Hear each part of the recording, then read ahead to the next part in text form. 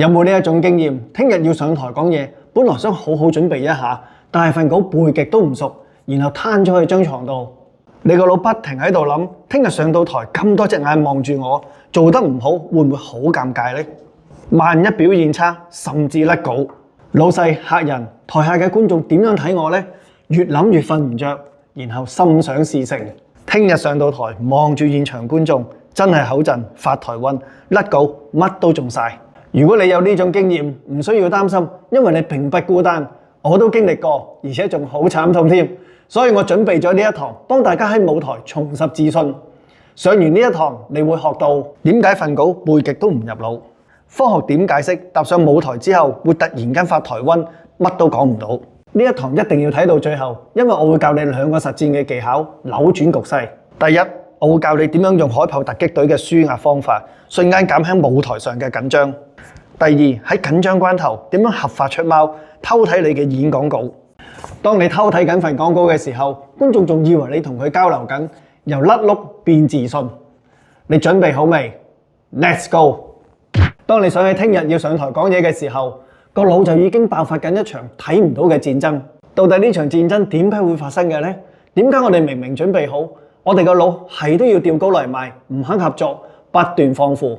科學又點樣解釋呢個機制呢？ The protagonist of this war is a structure deep within the brain called the amygdala. The amygdala functions like a smoke detector in the brain.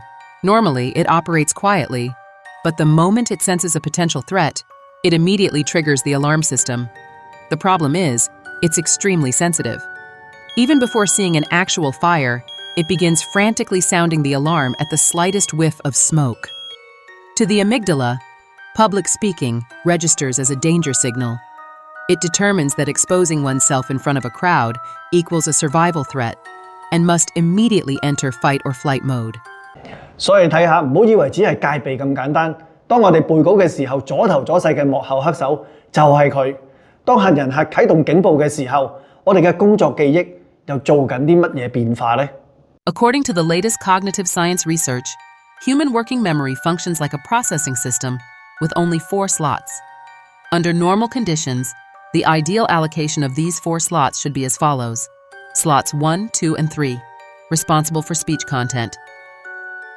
Slot 4, responsible for other miscellaneous matters. But when anticipatory anxiety kicks in, the allocation changes completely. Slot 1, preoccupied with, will I forget my lines tomorrow? Slot 2, imagining, what will the audience think of me? Slot 3, worrying, what if I mess up the speech? Slot 4, recalling speech content, but clearly compressed. Anxious thoughts have hijacked 75% of the working memory space, while the speech content is significantly compressed, struggling to survive in the remaining 25%. 當你發現越嚟越接近演講嘅時間，就越難專心去背稿。你唔需要怪責自己唔夠努力，因為大腦正在保護緊你。因為呢一個就係大腦嘅古老防護機制，遇上現代嘅挑戰嘅結果。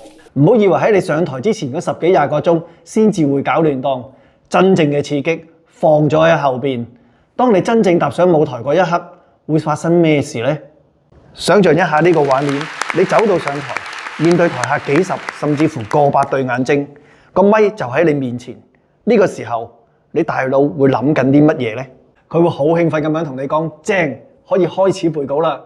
當然唔會啦，你嘅潛意識會提醒你，你要顧住背稿，注意你嘅聲線、身體語言，同埋要同觀眾互動。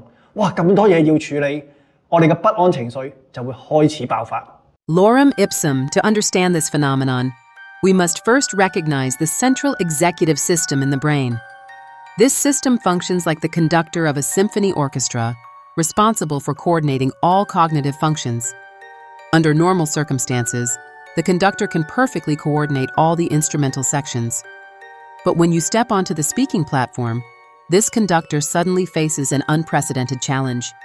During public speaking, the brain must simultaneously handle 6 high-intensity tasks: the memory system, recalling speech content; voice control, monitoring vocal tone and pitch; visual processing, observing audience reactions; motor coordination, controlling gestures and posture; autonomic nervous system, regulating breathing and heartbeat. Emergency response, handling unexpected situations. This is like asking a conductor to simultaneously conduct 6 different symphony orchestras, performing 6 different compositions. 你認為一個指揮家可以同時指揮6個樂團咩？而我哋大腦冧機嘅原因，可能比你想象中更可怕，但係更科學。呢一個唔係譬喻，而係有實際嘅腦神經科學研究去支持嘅。According to cognitive load theory, human working memory efficiency drops exponentially when simultaneously executing more than 3 to 4 complex tasks. Imagine your brain as a computer. Under normal conditions, it focuses on running a single program, the speech content player. But during public speaking, the system is forced to simultaneously execute 6 high-energy programs: memory processor, voice monitoring, visual analyzer, motor control, physiological regulator, and emergency response system. The result is that the system starts to lag. Mouse clicks become delayed, programs respond sluggishly, and ultimately the system crashes with a blue screen. Even worse is the task switching cost. Every time attention jumps between different tasks, the brain requires additional processing time to refocus. 你嘅大腦亦都係一樣，當注意力由背誦講稿跳到去觀察觀眾嘅反應，再跳到去身體語言，每一次嘅轉換，我哋都需要時間重新聚焦。而企喺台上邊呢一種嘅轉換，無時無刻都喺度發生，而你嘅大腦只係忙住不斷切換、切換再切換，搞到咧我哋想講乜嘢都唔記得晒。Neuroimaging studies reveal that in high-pressure multitasking environments, blood flow to the brain's prefrontal cortex increases dramatically, while memory retrieval functions in the hippocampus significantly decline. This explains why content that was perfectly memorized during practice at home becomes completely inaccessible once you step onto the stage. This isn't a memory problem, but rather the inevitable result of cognitive resource allocation imbalance. 而家你明白到企喺台上邊突然間甩稿，唔係因為你記性差，亦都唔係因為你準備唔夠，而係我哋唔習慣同時處理多個任務。呢個就好似我哋要求一個人，佢一路跑山，喺氣來氣喘嘅同時，仲要佢計一條好複雜嘅數。1728乘3加250減7等於幾多？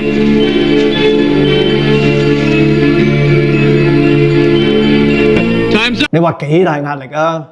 但係你等等，如果你以為咁樣就結束嘅話，實在太天真啦！當我哋嘅大腦指揮官崩潰嘅時候，真正嘅恐怖片而家先至出現。企喺台上開口講嘢，講到途中準備下一個章節，結果乜嘢都冇晒，個腦一片空白，就好似電腦突然間停電一樣。究竟又係邊個喺度玩嘢呢？ When a speaker faces an audience, the brain's amygdala activates the threat detection system, instantly categorizing the situation as a survival crisis. This determination immediately triggers the hypothalamic pituitary adrenal axis, known as the HPA axis emergency response. Within 30 seconds of receiving the signal, the adrenal glands release massive amounts of cortisol and adrenaline. The blood concentrations of these two hormones can surge to 3 to 5 times their normal levels in a short period. The mechanism of cortisol action is particularly noteworthy. It crosses the blood-brain barrier and directly binds to glucocorticoid receptors in the hippocampus. Once bound, the hippocampus's long-term memory retrieval function becomes severely inhibited, resulting in what's known as stress-induced amnesia. 而最令我哋崩潰嘅就係，我哋越急要諗翻起，壓力就越大，皮質醇分泌就越高，我哋嘅記憶就越難去提取。呢個就係惡性嘅循環。點解會咁樣？可能真係要問我哋祖宗18代啦。From an evolutionary biology perspective, this response mechanism actually makes sense. When facing genuine survival threats, the brain needs to concentrate limited resources on the most critical functions. In a situation where you're fleeing from a predator, remembering what you ate yesterday is obviously less important than running faster. So the brain temporarily shuts down memory retrieval functions, allocating more resources to the motor cortex and sensory systems. The problem is, modern threats, such as audience members at a speaking podium, don't require us to flee or fight, yet the brain still activates the same ancient program. 記住，當你喺台上邊一片空白嘅時候，呢一個唔係你嘅錯，而係我哋人類演變出嚟嘅結果。我哋嘅大腦係為咗喺草原上逃避獅子而設計，而唔係為咗喺台上面背稿而編程出嚟嘅。但故事仲未結束㗎。既然知道大腦點解會喺度玩嘢，我哋到底有冇方法可以令到佢聽聽話話，令我哋從容不迫咁樣喺台上表演呢？ The box breathing technique used by U.S. Navy SEALs in extreme high-pressure environments is a regulatory method based on neurophysiology. The core of this technique is the 4-4-4-4 rhythm. 4 seconds inhaling, hold for 4 seconds. 4 seconds exhaling, hold for 4 seconds. Inhale, 2, 3, 4. Hold, 2, 3, 4. Exhale, 2, 3, 4. And hold, 2, 3, 4. So repeat this pattern inside your head for 3 to 5 minutes and notice how you feel afterwards. From a physiological mechanism perspective, prolonging the exhale stimulates the vagus nerve, activating the parasympathetic nervous system's rest and digest response. Simultaneously, the regular breathing pattern stabilizes heart rate variability, which is an important stress indicator. Research shows that after 5 to 10 complete cycles, cortisol levels can decrease by 15 to 25%. 要確保唔甩稿，最有效嘅方法就係合法出貓。咩叫做合法出貓？就係將演講稿嘅重點放喺一個你睇到但係人哋睇唔到嘅地方。最高明嘅就係放晒喺觀眾身上咯。當你睇緊貓子嘅時候，佢哋仲以為你同佢交流緊。喺記憶法入邊咧，有一種叫做掛鈎法，佢就可以幫你做到合法出貓噶啦。而家我會一步一步教大家。我哋嘅演講稿都會涉及自己嘅知識領域同埋親自撰寫嘅。其實背誦並唔係想像中咁困難，而通常喺台上邊甩嘅都係唔記得咗下一段，又或者一啲翹口嘅名詞。而最頭痛嘅就係要舉例一大堆例子。所以如果喺演講前可以將一啲段落嘅重點、翹口嘅名詞同埋一大堆嘅例子放喺一啲冇人察覺到嘅地方，一路演講一路偷睇，咁就掂過碌蔗啦。